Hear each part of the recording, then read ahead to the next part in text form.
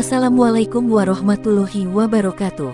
Allahumma sholli ala Sayyidina Muhammad wa ala ali Sayyidina Muhammad. Pemirsa yang dirahmati Allah, marilah kita simak ceramah dari Ustadz Dasat Latif dengan tema Ciri-ciri Penghuni Surga. Sebelumnya marilah kita perbanyak sholawat minimal 1000 kali sehari, agar hidup kita penuh barokah dan mendapatkan syafaat kelak. Jangan lupa berikan dukungan kepada channel kami dengan memberikan super thanks seikhlasnya. Dan marilah kita doakan semoga Ustadz Dasat Latif sekeluarga dan para penonton YouTube ini diberi kesehatan dan kebahagiaan dunia dan akhirat. Amin ya robbal alamin. Orang yang datang pada kesempatan ini, orang yang betul-betul andai dia mahasiswa, nilainya A+, tidak ada yang di atasnya. Hujan, subuh, dan tidak ada door prize. Tidak ada alasan Allah melarang bapak-bapak ibu masuk surga kalau imannya seperti itu. Dan tidak ada alasan Allah memasukkan kita neraka kalau kita punya kualitas salat subuh seperti ini. Hujan, tidak ada door prize-nya, masih datang ke masjid. Apa yang kita harapkan kecuali ridha Allah? Lain kalau kita pegawai negeri, ada Pak Rahmat Masud datang, tentu mau cari muka sama Pak Wali Kota. Nah kita ini bukan pegawai negeri. Lain kalau misalnya ada acara di sini, ada door prize, payung, setrika, rice cooker, datang pasti mengharap door prize. Tapi hari ini tidak ada, dan kita datang. Apa yang membuat kita datang? Kita ingin mendapat ridha Allah Subhanahu wa Ta'ala. Bapak Ibu yang saya muliakan, ketahuilah orang masuk surga di akhirat kelak bukan karena tidak ada dosanya. Kalau orang masuk surga karena tidak ada dosa, tidak ada isinya surga Pak, kecuali Rasulullah Muhammad SAW. Mana ada manusia di sini tidak ada dosanya? Mana? Saya lihat dulu. Muka penuh dosa semua ini Pak. Lalu kenapa orang masuk surga?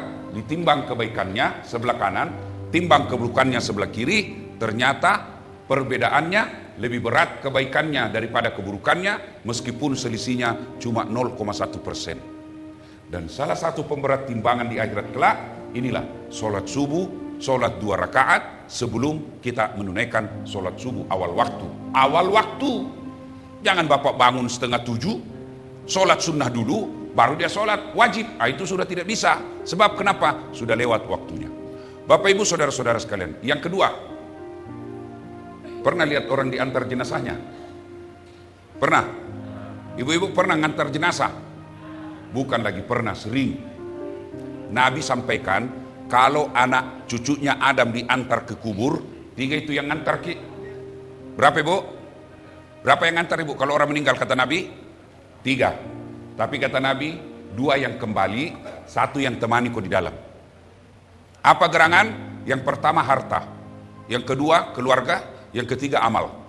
Tapi 2-nya kembali, 1 tinggal. Keluarga dulu, sanak saudara, anak, istri, famili, teman, ngantar semua. Ibu bapak masuk kubur, ada kira-kira mau masuk temani Ki? Ada Ibu? Suami minta Ibu, kira-kira mau? Jangankan dia masuk di kubur, duduk saja sampai subuh, tidak ada yang mau Pak. Apalagi mau temani, tidak ada itu. Ibu-ibu, meskipun dia goda kita dulu, kita akan sehidup semati. Kemanapun kau pergi aku akan mengikutimu. Bale-bale kau. Begitu meninggal, ya kawin lagi. Selesai. Mata kanannya menangis, mata kirinya yang mana penggantinya ini. Itulah datang tetangga saya berkata, Ustadz, jelek betul itu tetangga saya. Jelek sekali sifatnya. Kenapa Ibu? Dia bilang, masa itu Ustadz?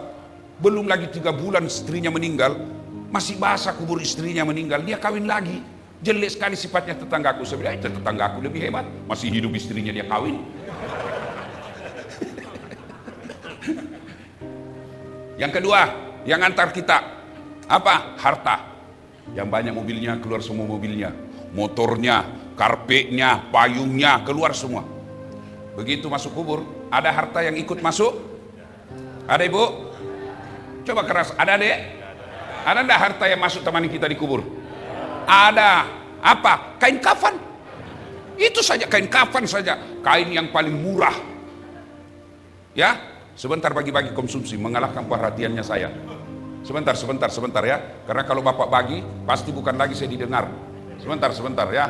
Karena yang datang di sini pasti bukan mencari konsumsi. Ya toh Pak? Ya. Ibu-ibu datang dengar ceramah atau konsumsi? Kalau begitu bawa pulang itu konsumsimu. Siban ya, sebentar dek, sebentar bagi-baginya ya. Ya. Nah, Bapak Ibu saudara-saudara sekalian, yang kedua mengantar kita harta. Ada harta yang masuk, yaitu kain kafan. Kain paling murah, tidak boleh ada kantongnya, tidak boleh ada jahitannya, tidak boleh ada kancingnya.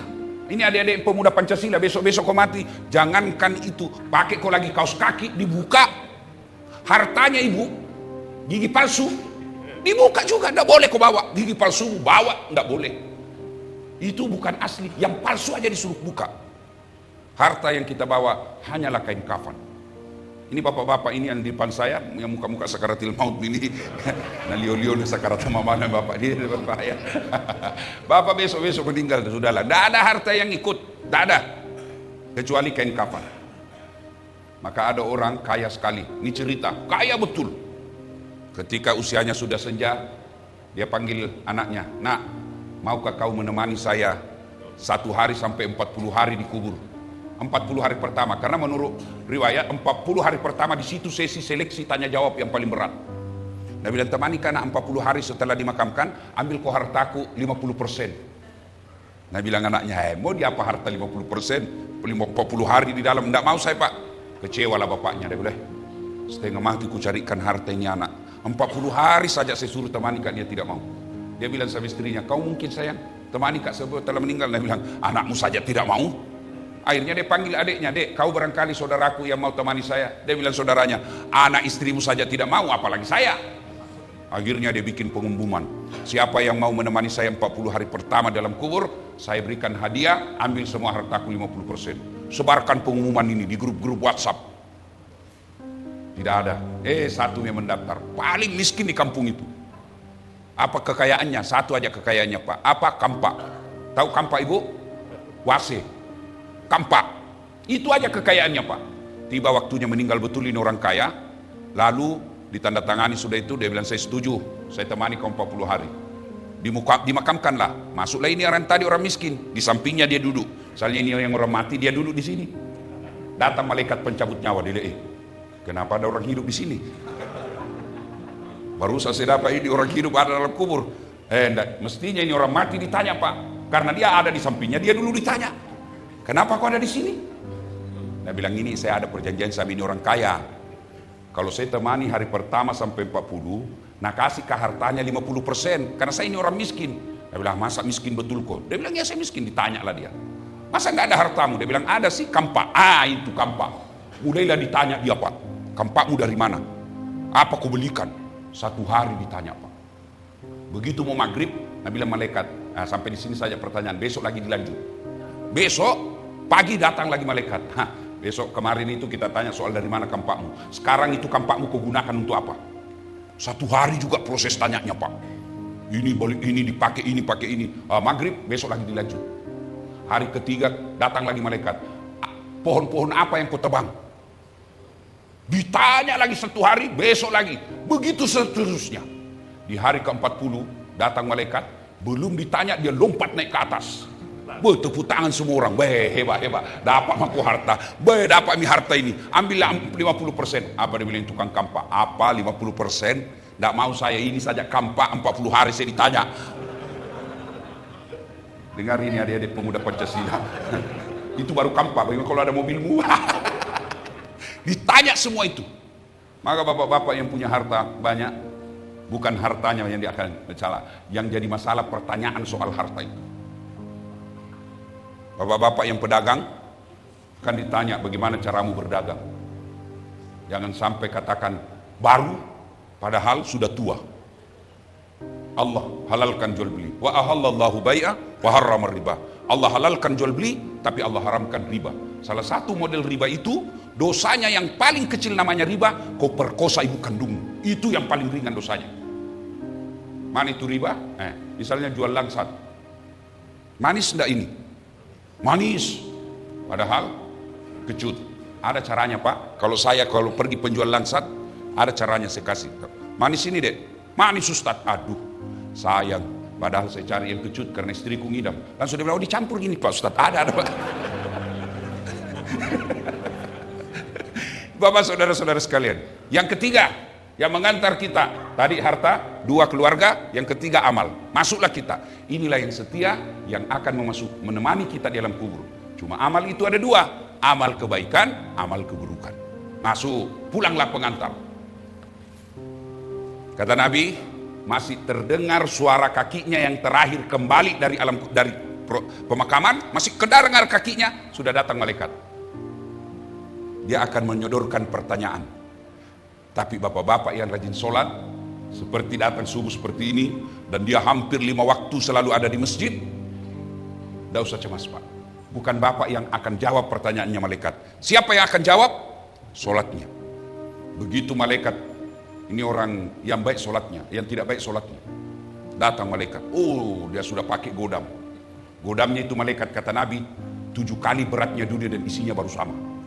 Nah putar nih, sudah lama kau kutunggu. Kau yang paling banyak ceritamu itu di Deker. Kau yang paling banyak ceritamu warung kopi. Mulai dia lagi ditanya, Marrabuka, siapa Tuhanmu? Kaget dia, langsung dia bilang, tunggu dulu, orang baru datang ini. Kasih kita dulu space beristirahat. Ini orang tipe-tipe yang suka berdebat. Ini tipe-tipe orang suka debat, biar malaikat mau dia debat. Ditanya lagi, Marrabuka, siapa Tuhanmu? Kaget, langsung dia bilang, ketuhanan yang Maha Esa. Langsung di blender. Ini kalau baik sholatnya, tidak baik sholatnya. Dan ketahuilah ketika selesai, datanglah seorang utusan. Ada utusan. Lalu orang ini yang dikubur ini kaget. Dan dia berkata, man anta? Siapa kamu? Dia bilang, saya lah sholatmu ini yang kau lalaikan waktu kau hidup.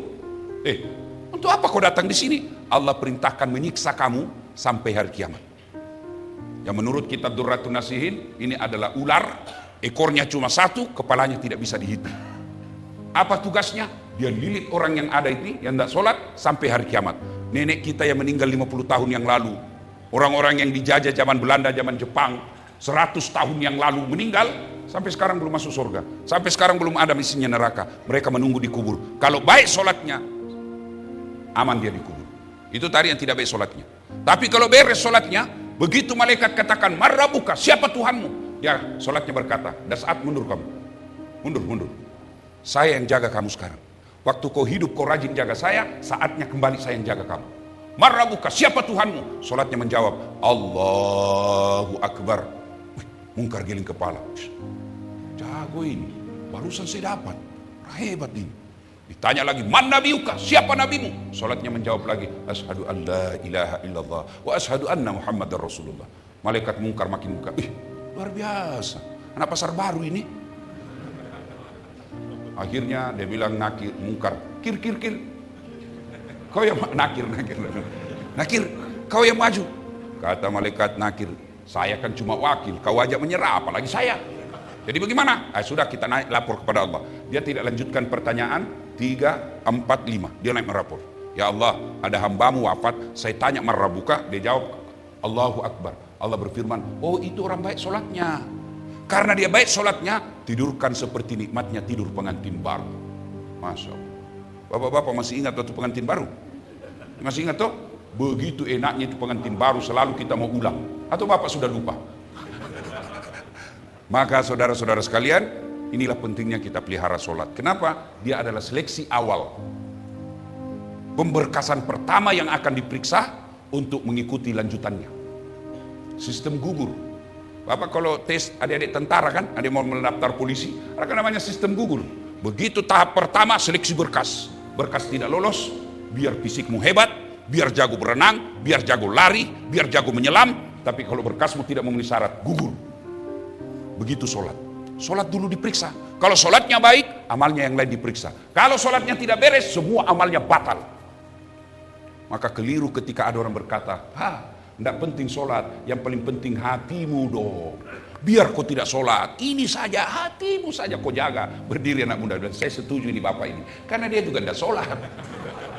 Kalau ada orang bilang yang penting hatimu baik, tanya siapa nabinya. Nabi Muhammad lah itu orang paling baik hatinya. Nabi Muhammad lah itu paling baik akhlaknya. Tapi beliau tetap sholat 5 waktu. Sholat, tidak ada alasan bagi mereka. Selamat bagi mereka yang tidak sholat. Kenapa Ustaz? Karena puncak penghambaan kepada Allah itulah sholat. Maksudnya apa Ustaz? Bapak-bapak bayar zakat fitrah, boleh enggak sambil nyanyi? Boleh. Bapak sambil bayar zakat, Pak Ustaz, ini zakatku, darah muda, darahnya pada mana uangku ini, boleh sah bayar zakat sambil lagi.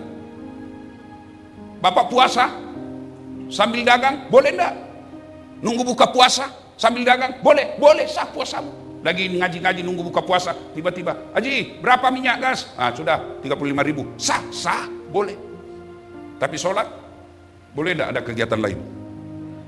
Allahu Akbar, bila kamu di sisiku. Wah, orang gila ini Pak. Iya. Ketika lagi sholat, Allahu Akbar, ruku, tiba-tiba, Haji berapa gas? Tunggu sebentar ya, saya sholat. Batal. Itulah kenapa sholat, karena puncak penghambaan kepada Allah, sehingga orang yang baik sholatnya baik. Inna sholata tanha anil fasah wal munkar. Sholat itu mencegah kalian dari perbuatan keji dan mungkar. Apa perbuatan sifat yang paling pertama dilakukan hamba makhluk kepada Allah? Bukan zina, bukan zirik, apa? Sombong. Jin disuruh sujud kepada Nabi Adam. Jin, sujud kau, ini makhlukku paling mulia, Adam, manusia. Jin katakan, saya tidak mau. Kenapa? Dia anak baru kemarin, dia diciptakan dari tanah, saya dari api, derajat saya lebih tinggi. Tidak mau jin sujud, sombong. Kata Allah, keluar kau dari surga. Ketika sholat jangkau ada sombong. Itu makna sholat sujud. Adik-adik, anggota tubuhmu paling mulia apa? Bapak-bapak, anggota tubuh paling mulia apa? Kepala. Paling hina apa? Kaki. Maksudnya apa Ustaz? Kok bapak bercanda sama saya, dorong dada masih ketawa saya Pak, dorong pantat saya masih senyum, dorong kepalaku, kurang ajar kok. Iya toh, kenapa? Alena beliau. Yang terhormat ada di kepala. Yang hina apa? Kaki. Maksudnya apa Ustaz? Bapak kasih saya duit 5 juta, tapi pakai kaki. Ustaz, 5 juta ya? Saya bilang, biar miskin, jangan kau hina saya tikam kau. Iya toh, kenapa? Ini hina. Tapi ketika kau temu dengan Allah, kepalamu yang mulia ini, rendahkan sehina-hinanya seperti telapak kakimu. Itulah makna sujud. Jadi orang kalau baik sholatnya, dia tidak ada rasa sombongnya. Tapi kok ada orang sholat masih petantang petenteng, masih sombong, baru caleg, wadah, kayak dia sudah punya pasar. Baru anggota DPR, sombongnya minta ampun. Ada wakil rakyat begitu kan? Kalau dia jalan warung kopi, kayak dia sudah tidak injak tanah. Padahal dia cuma wakil rakyat. Ibu-ibu, saya mau tanya, adik-adik nih, mana lebih tinggi posisinya wali kota dengan wakil wali kota? Mana lebih tinggi posisinya Pak? Wali kota. Kapolda dengan wakil Kapolda, mana lebih tinggi posisinya? Iya, presiden dan wakil presiden, mana lebih tinggi? Iya. Ini rakyat, dia cuma wakil. Nah kau cuma wakil dari kami, kenapa kau mau sombong? Anggota DPR saja tidak boleh sombong, apalagi kau yang pengangguran. Sombong kepada manusia saja Allah celah. Sombong kepada sama makhluk Allah tidak suka, apalagi sombong kepada Allah. Dan orang yang puncak kesombongannya kepada Allah, dialah orang yang tidak mau sujud. Yang kedua, orang yang sombong di hadapan Allah, orang yang tidak mau berdoa. Maka adik-adik sekalian, Bapak Ibu, selesai sholat doalah meskipun sedikit saja. Karena dalam hadits qudsi Allah jelaskan, siapa yang tidak mau berdoa dialah orang sombong, dan orang sombong tidak layak hidup di kolong langitku. Keluar kau dari langitku. Itulah orang yang tidak mau berdoa. Dan berdoa itu Bapak tidak harus sama imam. Imam juga kalau berdoa kasih dengar jamaah dan baca doa yang umumnya orang hafal. Ada juga kita imam tidak tahu apa dia minta. Kita tidak dengar, kita di belakang sangka baik saja, amin amin, amin, amin, amin. Apa kau minta? Kasih dengar juga kita. Siapa tahu ini anak muda yang bujang minta doa, namanya bujang dia minta, ya Allah, dalam kecil itu, ya Allah berikanlah kami jodoh. Dia bilang bapak di belakang, amin.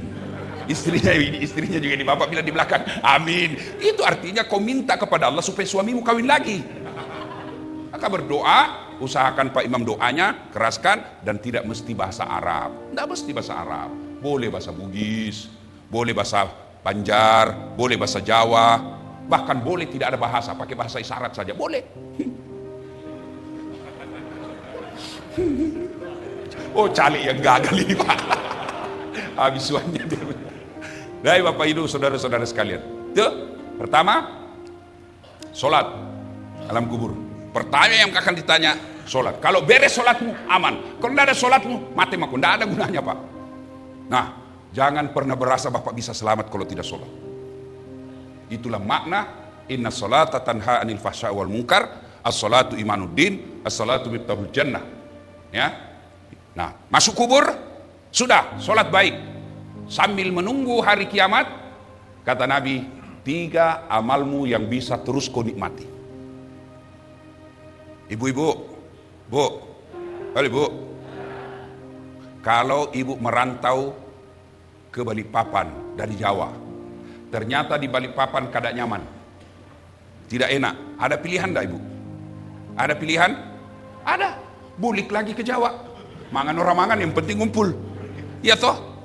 Dari Sulawesi merantau ke Balikpapan, ternyata di sini tidak nyaman, dia rasa cari nafkah, ada pilihan? Ada, pulang lagi ke Sulawesi. Iya toh? Ada caleg gagal, ada pilihan? Ada, ikut lagi 5 tahun yang akan datang. Itu Prabowo kan 3 kali baru menang. Iya toh? Ada pegawai negeri tidak disuka sama wali kotanya, tidak disenangi sama gubernurnya, ada pilihan? Ada, pensiun dini, berhenti jadi pegawai. Lihat depannya kentu-kentu, saya tidak ada urusan, dia bukan lagi bos kita. Iya toh? Bapak-bapak, ibu-ibu, suami kurang ajar, kasar, tidak mau ngasih nafkah, ada pilihan? Ada. Pulangkan saja aku pada ibuku atau ayahku, lihatlah tanda merah di pipi, bekas tampar tanganmu. Iya toh? Ibu hafal karena ibu sudah tua memang. Ini lagu-lagu zaman dulu toh. Saya sudah tua memang. Bapak-bapak, istri cerewet, malas masak, ngabisin duit aja kerjanya, ndak ngurus sana, ada pilihan Pak? Ada. Kalau ibu-ibu tadi cuma 1 pilihannya, kalau bapak 2 pilihan. 1, ceraikan, 2, tambah jadi 2. Boleh Pak. Ayo. Menderita di dunia, maknanya menderita di dunia masih ada pilihan. Tapi kalau dikubur, ada pilihan? Ada. Masuk di kubur, kada nyaman, bulik ulun viral kau satu dunia Pak. Begitu kau masuk kubur, data malaikat, lari ya, keluar, viral satu dunia. Itulah sholat penting. Pelihara sholat. Bapak-bapak, lebih baik memelihara 2 ekor kambing, 4 ekor kambing di rumah, daripada 1 manusia anakmu yang tidak sholat. Saya ulang, lebih baik bapak memelihara 4 ekor kambing di rumah, daripada 1 anakmu di rumahmu tidak pernah sholat.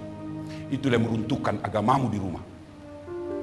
Kambing Pak, kalau dia nakal, bau, jeruduk, suka ganggu, ada pilihannya Pak. Kalau kambing ada apa Ibu? Jual, jual nih, bawa di pasar, mengganggu saja ini. Sampai di pasar tidak ada yang beli, ada pilihan? Ada, potong. Iya toh, isi perutnya jadi coto, dagingnya jadi sate, kakinya sop kikil, ekornya sop buntut, pipinya sop pipi, lidahnya sop lidah, pelernya bakar obat kuah. Bagaimana Pak Ketua? Ketua dunia Melayu, dunia Islam. Itu dari Medan, jauhnya datang sholat subuh. Berapa banyak pahala beliau? Allahu Akbar. Ya, ayo bapak saudara-saudara sekalian. Ada pilihan. Kambing jual, nggak laku, potong, makan sama-sama.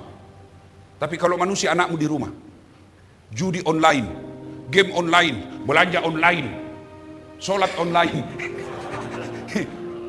tukang tipu, kuat makan, malas, kamu apain?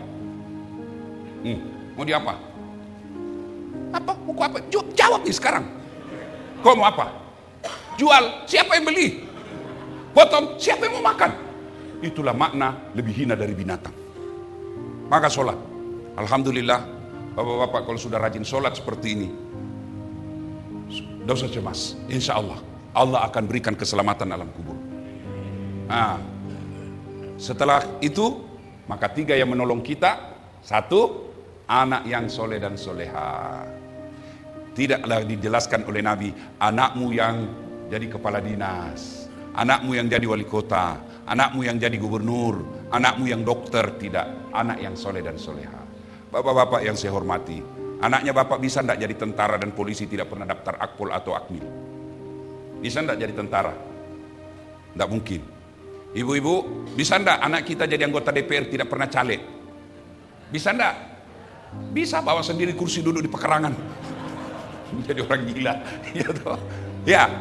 Bisa enggak ibu-ibu anaknya, bapak-bapak? Bisa enggak anaknya bapak jadi dokter, tidak pernah kuliah fakultas kedokteran?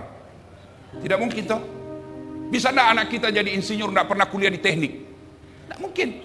Tapi bisa enggak anak bapak soleh dan soleha, meskipun tidak jadi polisi dan tentara? Bisa. Bisa enggak anak kita jadi soleh dan soleha meskipun tidak dokter? Bisa. Lalu kenapa kita rasanya lebih senang anak kita jadi dokter, jadi tentara, polisi, jadi anggota DPR, dan tidak pernah risau meskipun dia tidak sholat? Tidak ada gunanya anakmu anggota DPR kalau dia tidak pernah sholat, karena DPR-nya dia tidak akan bawa masukkan kubur. Tidak ada anakmu jadi dokter yang kau bayar sampai puluhan juta menyogok supaya lulus, lalu anakmu itu dokter yang tidak pernah sholat. Meskipun anak kita pengangguran atau kerjanya cuma jual-jual sayur di pasar, tapi 5 waktunya lengkap di masjid, itulah yang akan menolongmu nanti di kubur. Bapak Ibu, terutama kita yang sudah tua, mau tiap masa depan Bapak di kubur, mau tahu masa depan Bapak di kubur, lihat anakmu sekarang. Lihat anakmu sekarang. Kalau anakmu tidak pernah kau dapati pergi pengajian, anakmu tidak pernah kau lihat ke masjid berjamaah, bakal sengsaralah hidup kita di kubur nanti. Maka bapak-bapak yang punya anak, dorong anak ke masjid. Beliau juga ketua BKPRMI, ketua umum pemuda remaja masjid se-Indonesia. Adik-adik, ini yang ceramah sekarang, tidak pernah mondok, tidak pernah sepesantren. Coba bandingkan ustadz, sebut kau ustadz kondang sekarang di Indonesia. Sebut. Guru kita Ustadz Abdul Somad dari Mesir, guru kita Adi Hidayat dari Libya, guru kita Haddan Antaki dari Mesir semua. Das Adlatif dari Unhas, Sospol. Kok bisa jadi ustadz? Saya pikir-pikir salah satu sebabnya Allah pelihara saya, rumah saya tempat tinggal selalu dekat dari masjid. Di kampung rumah saya tidak sampai 200 meter dari masjid. Saya pindah ke Makassar setelah tamat SMP. Pertama kali saya tinggal di Makassar, tinggal Yosudarso, dekat juga dari masjid. Pindah dari Yosudarso, ngontrak ke Jalan Harimau. Oh, lebih dekat lagi, cuma guling-guling saya ketua sudah sampai di masjid. Pindah lagi di situ, ketua 20 lagi, dekat lagi dari masjid. Sekarang saya tinggal di Hertasni, tidak ada masjid, saya bangun masjid depannya. Bapak-bapak kalau mau kirim anakmu ke Jawa, mau kirim anakmu ke Makassar, mau ngontrak atau beli rumah, lihat yang dekat dari masjid. Pergi lihat rumah 10 menit dari bandara. Tiap hari kau mau pindah pesawat, 10 menit dari rumah sakit, berdoa kau supaya kau tidak indah rumah sakit, aku meninggal. 10 menit dari pasar mall, mau kau tiap hari pergi belanja, cari masjid. 10 menit dari rumah, 10 masjid dari masjid. Ada anak muda, dia bisa lari berkilo-kilometer. Ada orang tua, dia boleh naik sepeda sampai puluhan kilometer. Rumahnya dari masjid dalam kompleks, tidak pernah dikunjungi. Kalau ada anakmu begitu, bakal sengsaralah kau di alam kubur. Anak yang soleh dan soleha. Yang kedua, yang bisa menolong kita di alam kubur, harta yang telah kita sedekahkan. Ibu-ibu, Bu, ini yang di depan-depan ini semua yang banyak emasnya. Ibu, ini yang banyak emasnya. Ibu, yang banyak emasnya. Ibu, yang banyak emasnya. Kalau ibu meninggal nanti siapa yang pakai itu emasmu? Anak, istri kedua. Kawin lagi tuh, kawin lagi suamimu. Begitu ibu meninggal, dah cabut satu-satu itu emasmu. Dikawin, cincin kawin kita ibu. Dicabut. Diambil lagi gelang ini dulu waktu kita ke Dubai ibu. Cabut. Diambil lagi gelang ini dulu usia pernikahan kita. Saya belikan waktu kita pergi umroh, diambil. Semua diambil. 3 bulan kemudian dia kenal sama janda. Temannya semanya dulu. Diambil sama itu emasmu, baru dia bilang, ambil aja di cincin mantan istriku sudah mati. Daripada itu cincinmu bu, dia pakai janda. Lebih baik bawa ke masjid. Lebih baik cari penghafal Quran. Ustaz, saya tidak punya suami, tidak ada anakku. Apakah tidak ada yang doakan? Oh, kalau begitu Allah tidak maha penyayang. Allah tidak adil kalau begitu, karena kita tidak punya jodoh. Gimana caranya? Ibu bapak yang tidak punya anak, cari penghafal Quran, biayai hidupnya. Sama di hadapan Allah, anakmu sendiri, meskipun bukan dari rahim istrimu. Cari penghafal Quran, datangi. Ada penghafal Quran? Ada. Oke, berapa biaya 1 bulan? Ini 600 1 bulan. Saya biayai 2 orang, tiap bulan saya kasih 1.200.000. Sama hukumnya penghafal Quran anak kita. Jangan kau juga terlalu pelit. Tidak ada orang suka itu orang pelit. Ada memang orang pelit, Pak. Masya Allah. Sudah selayaknya makan daging, kan kering aja terus dia cari. Dongona. Sudah, ada memang tong orang, jangankan kasih orang, dirinya saja dia pelit. Pak, Bu, kalau Bapak mau punya kamar di akhirat ber-AC, lampunya bagus, tempat tidurnya empuk, kirimlah ke panti asuhan pembeli kasur. Bapak mau terang kuburnya, bayarkan listriknya masjid tiap bulan. Saya mau terang kuburku, Ustaz. 1 juta, lampu 5 watt. 5 juta, 1 watt. 500 ribu, lilin. 1.000, obat nyamuk. Oh, surga 1.000. Memangnya nenekmu punya surga? Celengan saja, Pak. Lihat, coba mau lihat sepelitnya orang Islam. Lihat itu celengan kalau lewat. Pas lewat depan kita pura-pura cerita. Lewat ada orang pelit betul, Pak. Lewat celengan, dia tarik dompetnya. Dia lihat, anak muda di belakangnya banyak mau diambil ini. Oh, ternyata dia cari yang paling kecil. Si masuk 2.000. Sudah masuk, tiba-tiba ditepuk pundaknya dari belakang. Anak muda, Haji, kasih 100.000. Dia bilang, masih muda 100.000. Masuk, dia kasih masuk celengan. Pas masuk celengan, ini anak muda bilang, itu hanya bapak yang jatuh tadi. Begitu pelitnya di orang, dia datangi takmir masjid. Dia bilang, ada orang 100.000 salah masuk ini. Begini mau masuk surga, nenekmu punya surga. Kencing aja di Makassar itu, Pak, 2.000 baru kelar. Itu ada di terminal Daya, kan ditulis air besar 1.000, air kecil 500. Saya masuk air besar, sudah, saya kasih uang 1.000. Ini dek, kenapa 1.000, Ustaz? Air besar, dia bilang, pasti Ustaz kencing juga. Saya kasih lah uang 2.000, kan kencing sama saya, ini 2.000. 1.500 kan, mana uangku 500, kembalinya. Dia bilang, tidak ada uang kecil, Ustaz. Masih ada uang saya. Dia bilang, Ustaz masuk lagi kencing. Itu surga 2.000. Ya, sedekahlah. Ibu-ibu yang tidak bisa sedekah semen ke masjid, sedekahlah dengan nasi bungkus. Mulai Jumat akan datang, kirim nasi bungkus, 2 bungkus saja setiap Jumat. Selesai itu bapak ibu berdoa, ya Allah tambahkan rezekiku, mudah-mudahan Jumat depan bisa ada 5 bungkus. Itulah harta ibu yang tidak bisa diambil orang. Bapak-bapak, sedekahlah. Itulah yang akan melindungi kita nanti di kubur. Anak yang soleh, harta yang telah kita sedekahkan. Yang ketiga adalah ilmu yang bermanfaat. Saya mau jadi dapat ilmu ini, Ustaz. Nah, saya bukan penceramah, gampang. Begitu dapat potongan-potongan video dari guru-guru kita, sebar. Bapak ibu tiba-tiba di grup WhatsApp dapat ceramahnya Nasihat Latif, sebar. Bapak punya grup 10, satu grup 20 orang di dalam, berarti 200. Di 200 orang kita sebar, masa sih tidak ada satupun yang mengamalkannya. Selama orang itu mengamalkan ilmu yang kita sebar tadi, itulah yang akan menerangi alam kubur kita, meskipun kita bukan mubalik. Begitu sebaliknya, bapak di grup mendapat video-video porno, meskipun canda, itu paling banyak ceramah saya diplesetkan, dilihat, dosa. Tidak dilihat, barang bagus. Oh, ini paling banyak dipotong-potong gambarnya, perempuan seksi yang mana lewat dilihat, dosa, tidak dilihat, barang bagus. Ya, jangan sampai menyebarkan konten-konten yang ada fitnah di dalamnya, ada dosa, karena akan menjadi dosa jariah. Bapak ibu saudara-saudara sekalian, inilah 3 amal yang bisa menolong kita. Dan pasti kullu nafsin sa'iqatil maut. Semua yang hidup pasti mati. Ada baru-baru saya ceramah di Jakarta. Kejadian betul. Jam 9.10 menit masih ada di grup. 9 malam. Lewat masih ada di grup postingannya membahas tentang kabinet menteri. Tidak sampai 30 menit masuk lagi. Innalillahi wa inna ilaihi raji'un. Siapa yang meninggal? Yang tadi posting terakhir. Sering kita lihat begitu. Masa meninggal? Iya.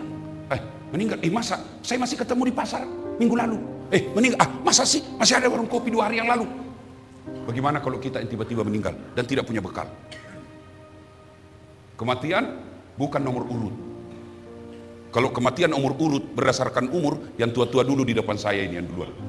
Tapi kematian nomor undian. Siapa yang naik siapku. Maka pelihara sholat adalah bukti konkret kita siap